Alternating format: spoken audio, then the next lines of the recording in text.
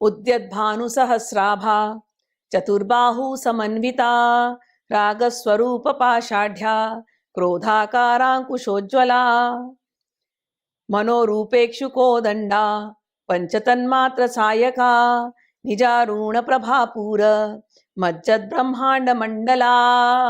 माँ प्रकट हुई तो माँ कैसी दिख रही थी?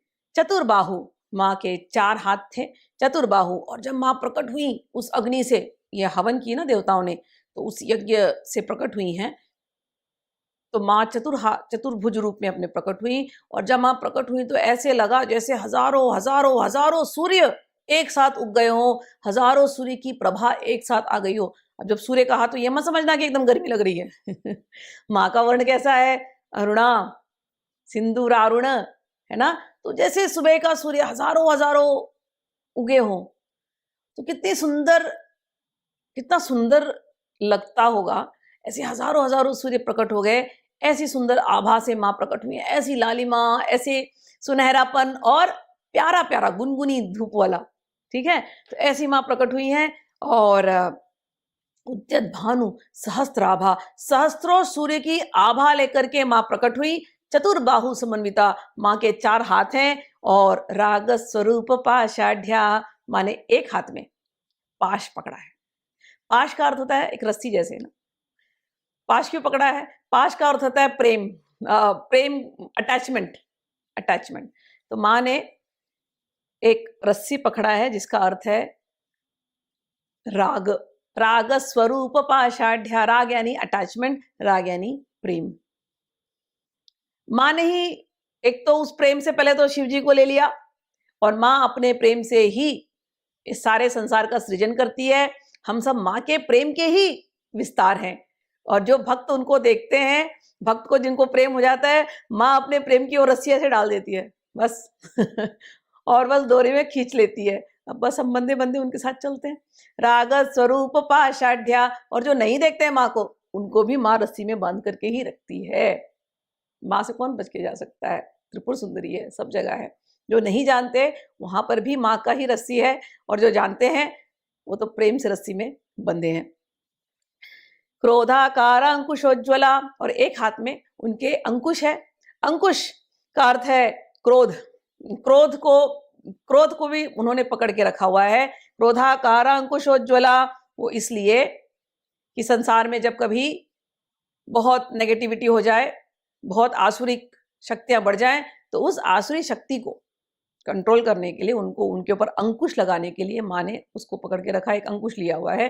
वो अंकुश संसार की जितनी भी आसुरी शक्तियां उनको कंट्रोल करती है। और इतना ही नहीं, जो माँ के भक्त हो गए, आपके जीवन में भी यदि कोई ऐसे कठिन समय आ रहे हैं जो आप के साधना में बाधक हैं, तो माँ उनको भी उस अंकुश से बराबर दूर रखती है। ऐसे व्यक्ति, ऐसी कठिनाइयाँ, ऐसे सिचुएशंस जो माँ से आपको दूर रखें, माँ का अंकुश वहाँ काम आता है। इसलिए भी ललिता सहस्त्रनाम को पूरे श्रद्धा के साथ करें। दुनिया की कोई ताकत आपको हरा नहीं सकती अगर माँ के साथ आप हैं तो।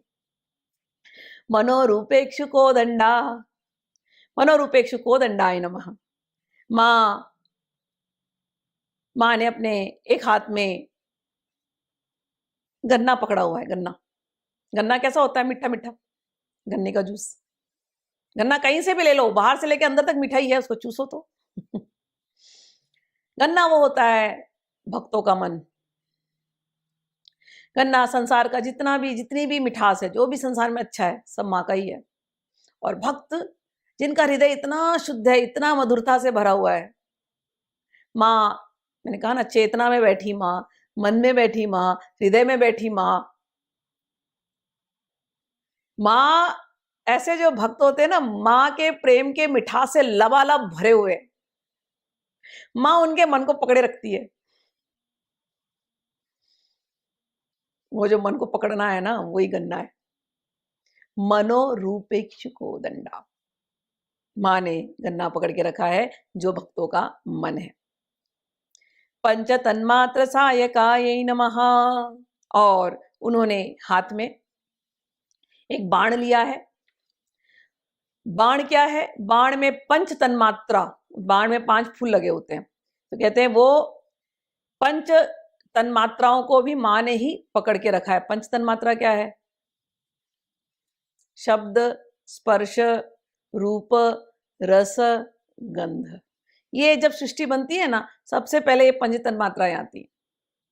शब्द, स्पर्श, रूप, रस, गंध। इन पंच तन्मात्राओं से ही जाकर के पंचभूत आते हैं। आकाश, वायु, जल, आकाश, वायु, अग्नि, जल, और फिर जाकर के पृथ्वी तत्व। फिर इन 5 भूतों से ही जाकर के हमारे ये शरीर ना, देखा ना, ये जो देह बनते हैं ना, पंचभूतात्मक शरीर, ये इन 5 भूतों से बनता है। तो शुरुआत कहां से होती है? ये पंच तन्मात्रा से। तो पंच तन्मात्रा वाली बाण मां ने पकड़ के रखी है। ये ना कामदेव भी पकड़े रहते हैं। कामदेव को कहां से मिलती शक्ति? मां से मिलती है।